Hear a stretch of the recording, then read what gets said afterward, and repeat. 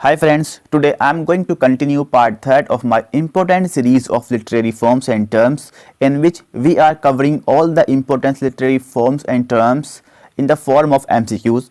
So all of you need to take a paper or pencil to make notes of these super series.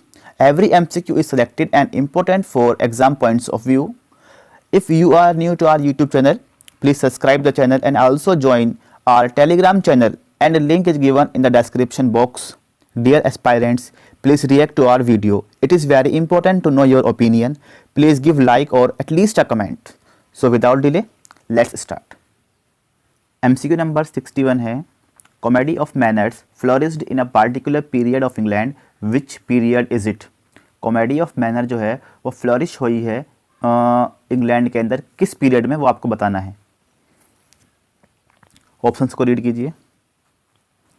Correct answer क्या होगा? Answer होगा option number C, restoration period. अच्छा, बात करते हैं Elizabethan period की. तो Elizabethan period जो है ये स्टार्ट हुआ है 1558 से और एंड हुआ है ये 1603 में. इसके बाद बात करते हैं हम विक्टोरियन एज की. तो विक्टोरियन एज जो है ये 1832 से लेकर 1901 तक रही है. बात करते हैं रेस्टोरेशन पीरियड की. तो ये 1660 से लेकर ये रहा है 1700 तक. इसके बाद बात करते हैं रोमांटिक एज की. तो रोमांटिक एज 1798 से लेकर ये रही है 1832 तक.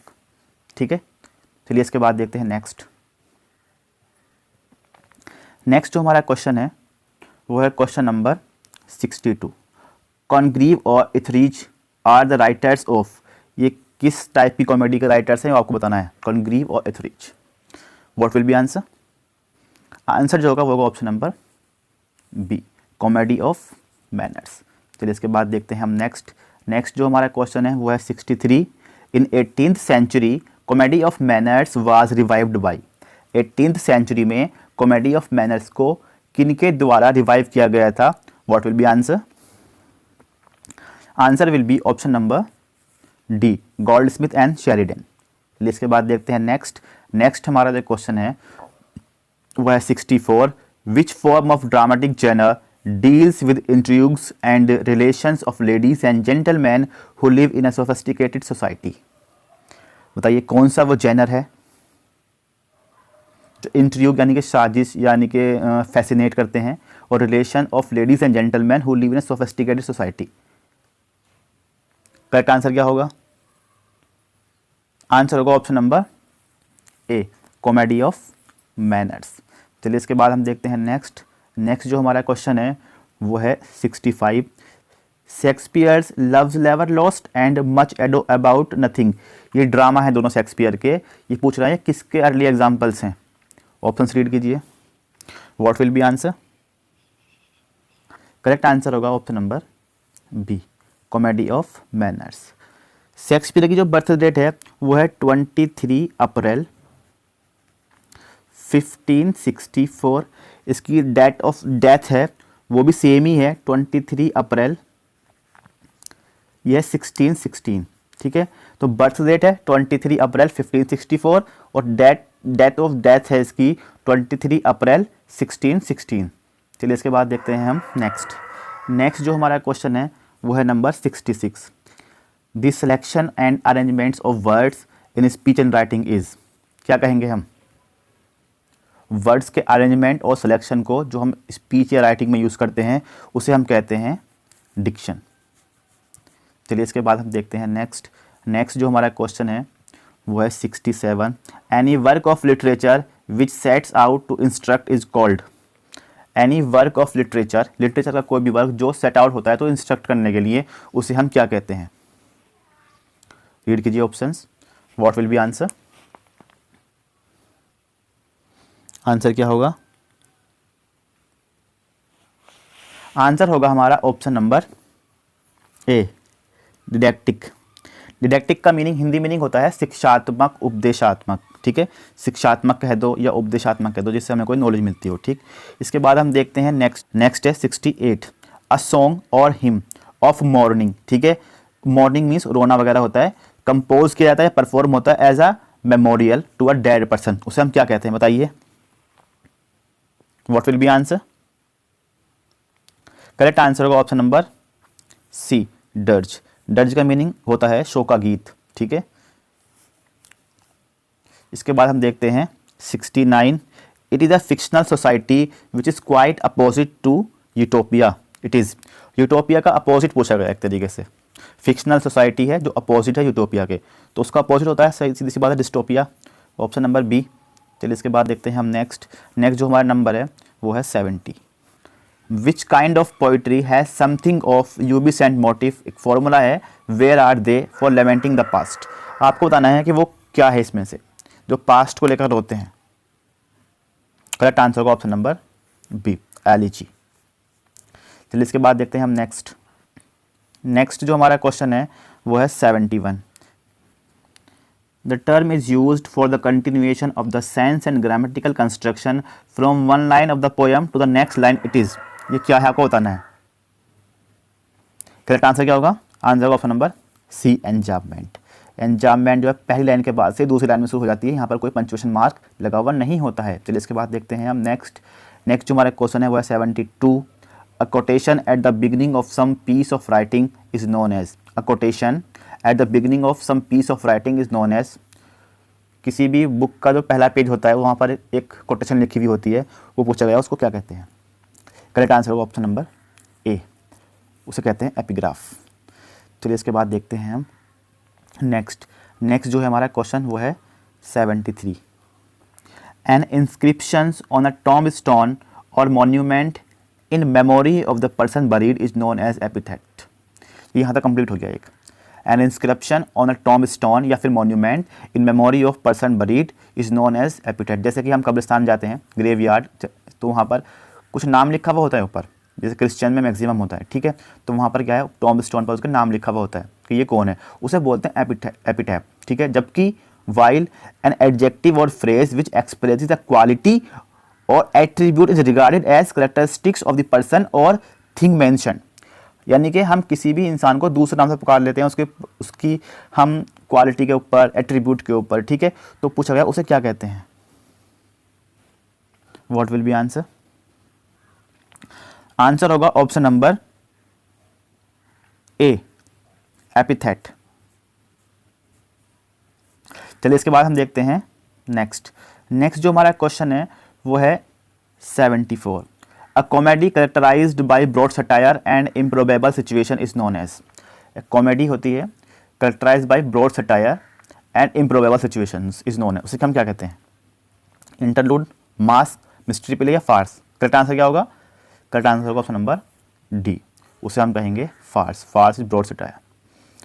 इसके बाद देखते हैं नेक्स्ट जो कि हमारा क्वेश्चन है 75। This term is used for a character who acts as contrast to another character. It is, this term is used for a character, इसको हम कैरेक्टर का यूज करते हैं जो एक्ट्स करता है as contrast to another character, उसे हम कहते हैं ऑप्शन नंबर ए, उसे कहते हैं हम फॉइल। इसके बाद देखते हैं नेक्स्ट जो हमारा क्वेश्चन है वो है 76। A short introductory essay preceding the text of a book written by a person other than the author is known as.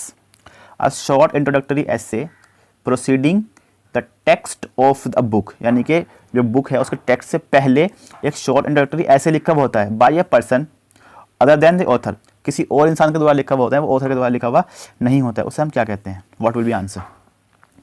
Answer होगा ऑप्शन नंबर ए, उसे हम कहते हैं फॉरवर्ड। फ्रेंड्स, अगर आपने अभी तक हमारी वीडियो को लाइक नहीं किया तो प्लीज़ वीडियो को लाइक करें और अपना हमें रिव्यू आप कमेंट बॉक्स में ज़रूर दें। चलिए इसके बाद देखते हैं हम नेक्स्ट जो हमारा क्वेश्चन है वो है 77। It is a genre of fiction which is characterized by mystery and supernatural horror. It is often set in a dark castle और other medieval setting. It is, क्या है ये? एक फिक्शन का जेनर है, ठीक है। मिस्ट्री और सुपरनैचुरल हॉरर होते हैं इसमें, यानी कि इसको रीड करने के बाद डर लगेगा, जैसे कि डार्क कैसल अंधेरे में बनी हुई होती है, ठीक है। तो उसे हम बोलते हैं गॉथिक फिक्शन। इसके बाद देखते हैं, चलिए नेक्स्ट जो हमारा क्वेश्चन है वो है 78। The term for a Japanese poem of 3 lines with 17 syllables। 5 7 5, देखो फर्स्ट लाइन में 5 syllable, सेकेंड लाइन में 7 syllable और थर्ड लाइन में 5 syllables। ठीक है, 3 लाइन्स की पोएम होती है और पहली में 5 syllable, 7 syllable, फिर 5 syllable। उसे हम बोलते हैं कौन सी पोएम, बताइए? उसे हम कहते हैं हाइकू। ठीक है, चलिए इसके बाद देखते हैं नेक्स्ट जो हमारा नंबर है वो है 79। An error in judgement caused by ignorance और सडन वीकनेस इज, बताइए क्या कहते हैं उसको? Error in judgement caused by ignorance और सडन वीकनेस, उसे हम बोलते हैं ऑप्शन नंबर बी, हेमर्शिया। इसके बाद देखते हैं नेक्स्ट हमारा क्वेश्चन है number 80। It is a lyrical poem. ठीक, it gives a little picture of every day's life amid natural surroundings, generally rural or pastoral. Originally, the term is applied to the poem of Theocritus। 1 T extra। ठीक है, Theocritus कौन सी poem है वो बतानी है आपको, कौन सा जेनर है वो पोएम का? लिरिकल पोएम है। It gives a little picture of every day's life एमिड natural surroundings. बताइए 80 का आंसर क्या होगा? What will be answer? Answer होगा ऑप्शन नंबर ए, आइडियल। चलिए इसके बाद देखते हैं हम नेक्स्ट जो हमारा क्वेश्चन है वो है 81। A piece of writing which presents a character's inner thoughts is known as. A piece of writing which presents a character's inner thought present करती है वो पीस ऑफ राइटिंग जो है उसे हम क्या कहते हैं? बताइए, इंटीरियर मोनोलॉग, एक्सटीरियर मोनोलॉग, सोलिलोक्वी या aside? What will be answer? Correct answer जो होगा वो होगा ऑप्शन नंबर ए, इंटीरियर मोनोलॉग। फ्रेंड्स, अगर आपने अभी तक हमारी वीडियो लाइक नहीं की है तो प्लीज़ लाइक करें और अपना रिव्यू आप हमें कमेंट बॉक्स में ज़रूर दें। चलिए इसके बाद देखते हैं हम नेक्स्ट जो हमारा क्वेश्चन है वो है 82। It is a short performance often farcical usually sandwiched between the act of a long play. ठीक है, यानी कि किसी एक शॉर्ट परफॉर्मेंस होती है और फार्सिकल, हंसाने वगैरह के नहीं, हंसाने के लिए एक तरीके से समझ सकते हैं, यानी कि बीच में रख दी है इस तरीके से। ठीक है, सैंडविच, ऊपर ये स्टोरी है फिल्म की, ये स्टोरी है प्ले की, और यहाँ पर एक थोड़ा सा फार्सिकल एक उन्होंने शॉर्ट परफॉर्मेंस डाल दी है। तो पूछना है उसे क्या कहा गया है? फॉरवर्ड, प्रीलूड, इंटरलूड या none of these? What will be answer? उसे हम कहेंगे इंटरलूड। ठीक है, ऑप्शन नंबर सी। इसके बाद देखते हैं हम नेक्स्ट जो हमारा क्वेश्चन है वो है 83। एब्यूजिव और venomous language used to express blame और सेंसर और bitter deep seated ill will is. बताइए ये क्या है? 83 का क्या आंसर होगा?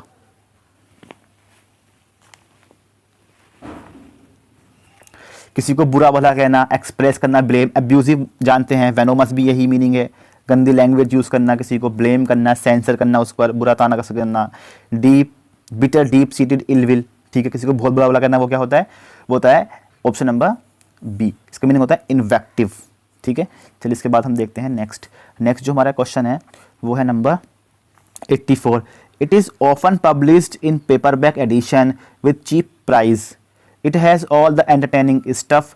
Plot is interesting as it keeps the interest of the reader till the end. It mirrors the contemporary life. No serious issue is touched. It is। पूछा गया है ये किस तरह का फिक्शन है? पेपर बैक एडिशन में आता था ये। ठीक है, चीप प्राइस था इसका, एंटरटेनिंग स्टफ है, प्लॉट भी इंटरेस्टिंग है और रीडर को लास्ट तक रोक के रखता है। ठीक है, कंटेम्प्रेरी लाइफ को प्रेजेंट किया है, कोई सीरियस इशू नहीं होता इसके अंदर, उसे हम क्या कहते हैं? What will be answer? Correct answer जो होगा इसका वो होगा ऑप्शन नंबर ए, जंक फिक्शन। चलिए इसके बाद हम देखते हैं नेक्स्ट जो हमारा क्वेश्चन है 85। The Vinci code is an instance of junk fiction. The Vinci code ये एक बुक है, ये कहा गया उदाहरण है जंक फिक्शन का। इसे लिखा किसने है वो आपको बताना है, जो इसका आंसर होगा वो आपको बताना है।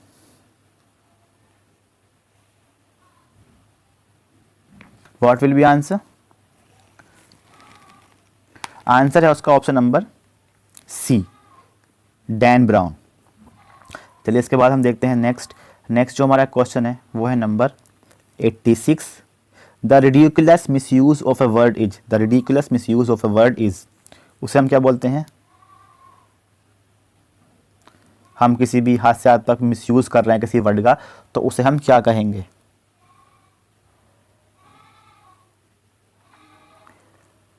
आंसर होगा ऑप्शन नंबर डी, मैलाप्रोपिज्म। चलिए इसके बाद देखते हैं हम नेक्स्ट जो हमारा क्वेश्चन है वो है number 87. The term for a humorous words form of 5 anapestic line with a rhyme scheme A A B B A is, उसे हम क्या कहते हैं? 5 एनापेस्टिक लाइन्स होती हैं, राइमिंग स्कीम होती है ए ए बी बी और ए, उसे हम कहेंगे लाइमरिक। ठीक है। हाइकू अभी आपने आपको बताया था, हाइकू की 3 लाइन्स होती हैं, 3 लाइन्स होती हैं। फर्स्ट लाइन में 5 सिलेबल, सेकंड में 7 और थर्ड में 5 लाइन। और टेवारीमा क्या होता है? और टेवारीमा होता है 8 लाइन्स का, ये हमने आपको कल ही बताया था। ठीक है। चलिए इसके बाद देखते हैं हम नेक्स्ट जो हमारा क्वेश्चन है वो है number 88. Who coin the phrase Marlowe's mighty line, इस फ्रेज को किसने कॉइन किया है? आंसर बताइए। करेक्ट आंसर जो होगा वो इसका होगा ऑप्शन नंबर ए, बेन जॉनसन। बेन जॉनसन ने लाइन कॉइन की है। चलिए इसके बाद हम देखते हैं नेक्स्ट जो कि है हमारा number 89. An elaborate semi dramatic courtly form of entertainment is known as, क्या कहेंगे उसको हम? What will be answer? Correct answer जो होगा इसका वो होगा ऑप्शन नंबर ए, मास्क। चलिए इसके बाद हम देखते हैं नेक्स्ट जो हमारा नंबर है वो है 90. A line of words that है 6 आयम्बिक फीट, एक लाइन है, वर्ड्स की लाइन है, या तो उसमें 6 आयम्बिक फीट होंगे या फिर 12 सिलेबल होंगे, आयम्बिक लाइन होगी, इज नोन एज। ठीक है। 6 आयम्बिक फीट हो या 12 सिलेबल हो उसमें आयम्बिक, उसे हम क्या कहेंगे? What will be answer? Answer होगा option number A, alexandrine. So friends आज के लेक्चर में हम 30 MCQs ही करेंगे। पार्ट 3 ये आज फिनिश हो गया है। टोटल हमने 90 MCQs कवर कर लिए हैं। और अभी तक आपने हमारे वीडियो को लाइक नहीं किया है तो प्लीज़ वीडियो को लाइक ज़रूर करें फ्रेंड्स, और अपना रिव्यू आप हमें कमेंट बॉक्स में ज़रूर दें, और किस एग्जाम्स के लिए आप प्रिपरेशन कर रहे हैं वो भी आप हमें ज़रूर बताएं, और नेक्स्ट वीडियोज़ आप किन टॉपिक्स पर चाहते हैं वो भी आप हमें कमेंट बॉक्स में ज़रूर बताएं। चैनल को अभी तक सब्सक्राइब नहीं किया है तो प्लीज़ चैनल को सब्सक्राइब जरूर कर लीजिए, और वीडियो अपने फ्रेंड के साथ में शेयर जरूर करें। Thank you.